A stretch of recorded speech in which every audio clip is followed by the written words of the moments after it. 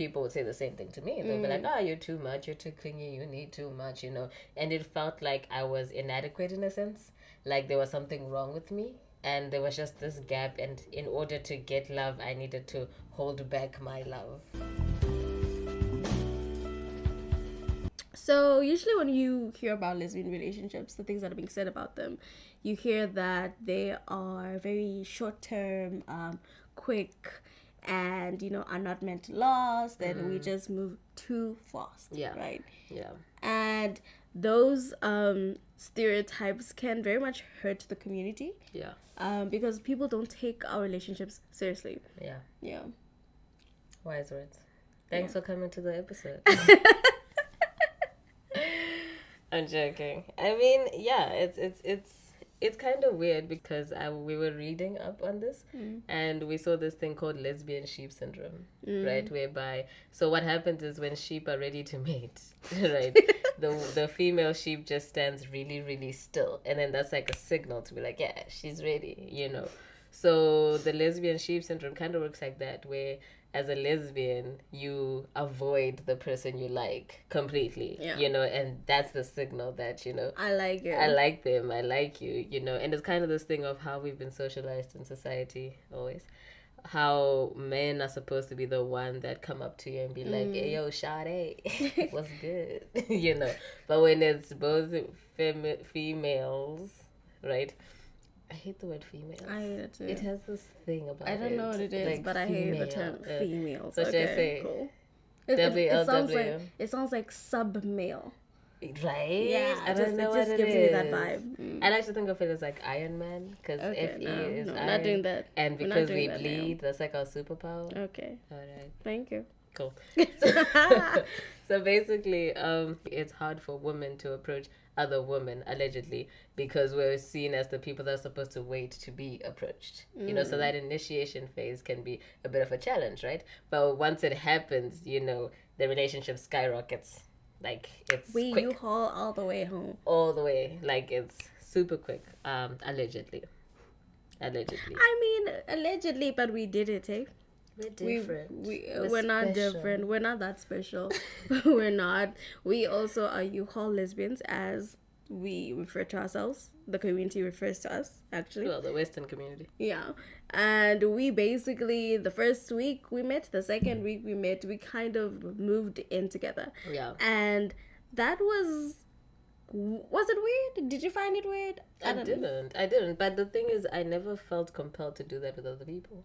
That's the thing. And I have been dating other women, right? But I couldn't imagine living with these women. It was always the thing of like, oh, come through, but go home. You're the first person that I was like, oh, let's stay. Go. Let's go. Don't leave. Well, I didn't say stay. I just didn't want you to leave. Okay. I think that was my thing. So I guess my question is like, why didn't you leave? Because we didn't really discuss. It wasn't like, oh my gosh, here's a key, move in. You just didn't leave. And I want to know, like... It started kind of slow. And I know that it's ridiculous to say it started slow when it all happened in a week. But it would be like one day where I kind of just like left my underwear at your place, like by mistake. And you decided to wash it and include it in your laundry. And I was like, oh... Okay, and then wasn't that deep. I'm just saying. Doing laundry, the washing machine's a boss. So they were beautiful. They're beautiful. So I was just like, you know what? Let me just throw it in there. And all of y'all made it such a big deal. Like, she washed your underwear. Yeah, this is true love. No, women have low expectations, so it's okay. But yeah, when you did that, things just started moving. Like all my clothes, they just started dropping. And getting lost. We just lost my clothes a lot of the times. True. Because when we take them off, we don't know where they end up. So it just started slowly. We'd be like, oh, here, let's do our laundry together, and then let's just meal plan together. Let's just cook together, and then all of a sudden, let's just sleep in the same bed for the rest of our lives. Naturally, it just naturally occurred. And that's the thing, because people, it just felt comfortable being around each other 24/7. It felt really nice, and I didn't want it to stop. You didn't want it to stop, so we just didn't stop it. Right? But we have too many straight friends. we have too many straight friends. And when they saw this happening, for them, it's like a red, what do they call these? It's a red flag. It's a red flag completely. It's, sirens, alarm going off. And they made sure to let us know that this is kind of creepy. Y'all are moving a little too fast. Right. Yeah. So, and it's something it's a I think harmful stereotype for lesbian couples, because then it's like, moving too fast according to who? Exactly. Like, what is the metric of how relationships are supposed to progress? Heteronormativity? Yeah, that's not working out for nobody. Honey, they don't even like this shit. Yeah, so I guess the one thing people like kind of hinted at was that we were a little clingy. A lot clingy. Yeah, and I really hate that word, because maybe I just have bad experience with it, because I think when I was in other relationships, that word was weaponized in a sense to, make me feel like I was too much. Yeah. So I always felt like in relationships I had to tone down how I emoted. Sometimes I'm a very emotional creature. Like, I cry at random things. I just speak my feelings, and I'm overly affectionate sometimes. And that scares people off a lot of the time. So I don't like how this word has been used to describe how I love.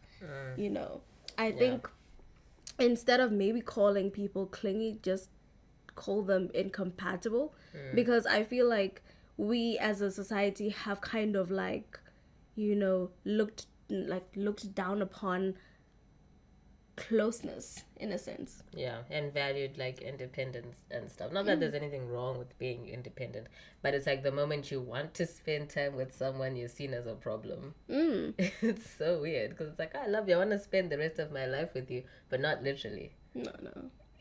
Not literally. And yeah, I understand the need for independence. But I feel like sometimes it just feels like we've been focusing too much. We've put too much emphasis on independence being the only way to have healthy relationships. And when you look at feminism and the way it has progressed, we've been trying very hard to have equal rights. But the people we're trying to have equal rights with compared to are men. And this is how men are socialized, and men are socialized to value independence and look down upon emotional bonding. Like, it's something that's you just too feminine. Like, if a guy is clingy, they automatically assumed to be feminine. Unless it's a violent type of clingy, and then that's a different topic.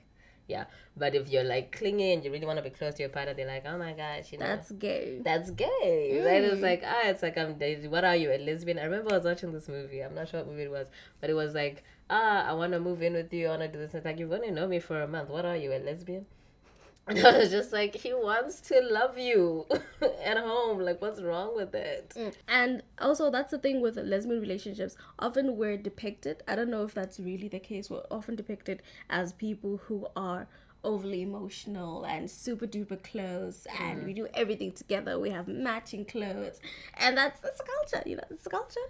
And often that's demonized because we don't date the same way that heterosexual people do, like, and it's never been a thing of like, oh, maybe lesbians date differently. It's more like, oh, they're too close, therefore they're moving too fast, therefore they are toxic and unhealthy.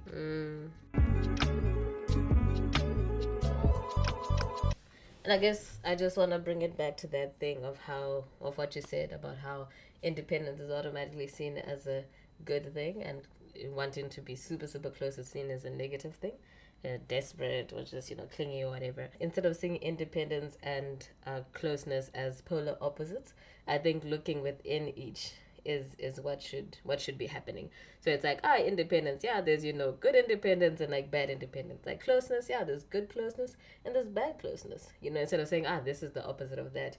Like, I think both can have their benefits and both their downfalls. But it's all subjective. Yeah. Like, there's no determined level of closeness that is deemed healthy or unhealthy. Yeah. The only thing that makes closeness or severe closeness, I don't know, whatever closeness you want to call it, or non-closeness, bad for a relationship is when people don't consent to it, when people don't want it. That's why I think we should say we're incompatible instead of calling people clingy or needy. People have needs. Just because you can't fulfill them or are uncomfortable with them doesn't necessarily mean that these people are bad people and are dysfunctional and unhealthy.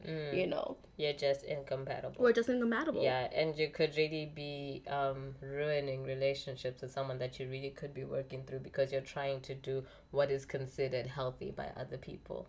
Instead of looking at it and being like, okay, these words, there's no objectively good and bad when it comes to these things. It's like, okay, what works for us? What's working now? How can we amend this? And that is how being clingy really works for us.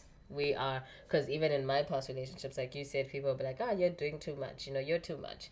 People would say the same thing to me. They'll be like, you're too much, you're too clingy, you need too much, and it felt like I was inadequate in a sense, like there was something wrong with me, and there was just this gap, and in order to get love, I needed to hold back my love, and fill it with, other things that aren't my partner, but that's not the person I am. That's not how I love. I want to be completely like immersed in you, but it's only nice when you're comfortable with it as well. Of course. Like if I don't feel like I'm hurting you, because with my exes, of course, I was hurting them. They were uncomfortable with this, and it's good that they communicated with me and we were able to move on. And now I'm with someone who is like, you want to be close, come closer, and is very comfortable with it. It just, it's a perfect fit. So, okay, baby. What? I'm in love. All right, ma'am. So, this whole notion that lesbians are, or women who love women are too close, or that their level of closeness is unhealthy, has been kind of like deemed our urge to merge.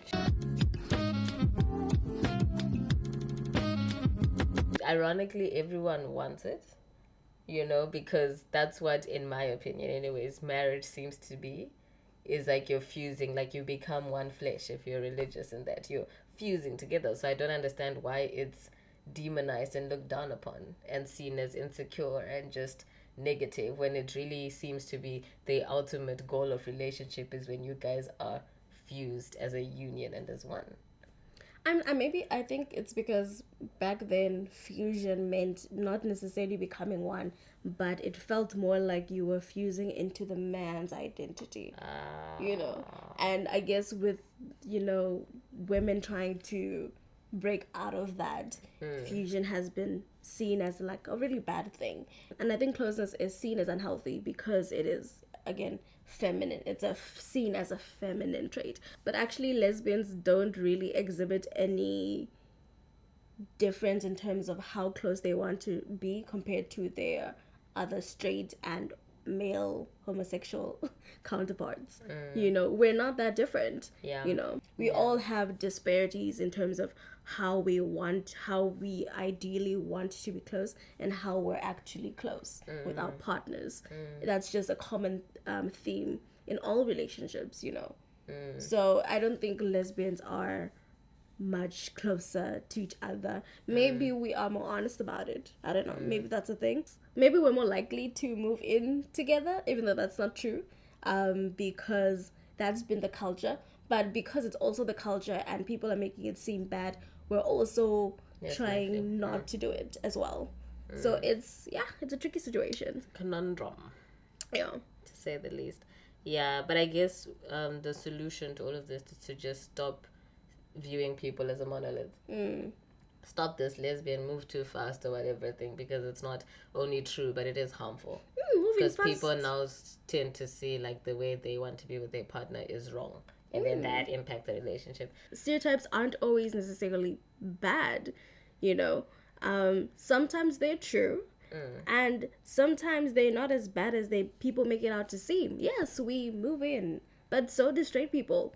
But what I think we should all focus on in all our relationships, irrespective of your gender identity or orientation or whoever your partner is kind of just talk to our partners about the level of closeness we have now and what is ideal for us in that relationship, and kind of just communicating what we want and what our needs are instead of demonizing other people for having different needs from our own. Exactly. I agree. Yeah, so She's so clever, guys. Let's just stop pathologizing everything that women that love other women do that seems different from the norm. Let's just From the hetero norm. From the hetero norm. Let's just stop doing that. Instead of, immediately running to, oh, it's unhealthy, maybe let's try understand what is happening and why. Because there are many different ways to love. Yeah. So yes, thank you for watching. Thank you for all the comments, all the likes, and all the subscribing. Yeah, Jesus. And thank you for all the likes and the comments. We really appreciate them. We see every single one. And if you feel like you need to get something off your chest, there is a link to our Ask Me in the description box. So feel free to submit something. And we will get to it at some point. Yeah. So, bye. Bye.